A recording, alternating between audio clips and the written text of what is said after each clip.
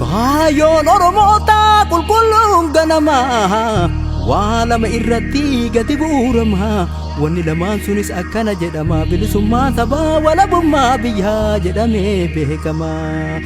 jarri lamaan sunis akkana hiikama bilisummaa jechuun mirga ummataattu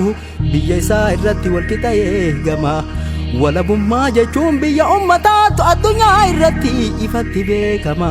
amma yoo ilaallu walabummaan hafee bilisummaa duwwaa irratti yeeffama mee akkamitti akkamii yaadama bilisummaan sunuu maalirra ejjatee gadi hundeeffama gaafiin tiyya tana qalbiidhaan na qaba bilisummaadhaan hoo biyyatu jalqaba namni biyya hin qabne mirga maalii qaba bilisummaan sunuu biyyarraa jalqaba isa kanaaf jecha uummanni Oromoo urga cabee kaafee hanga har'aan tanaa qabsootti dadhaba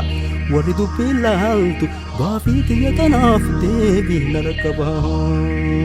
Gara keenyaaf ani himee nagayaa dogoggorrii kakaleetu bayaa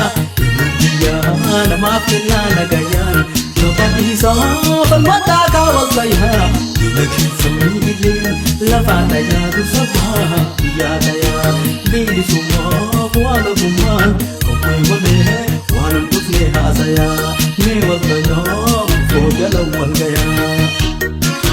Gara keenyaaf ani himee nagayaa dogoggorrii kakaleetu bayaa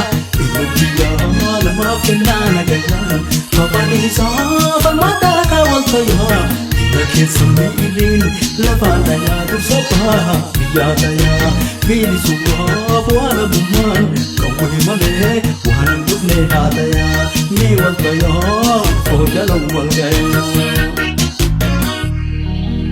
Kayoon saba keenyaa kunoo asitti dabde kayoon saba keenyaa kunoo asitti dabde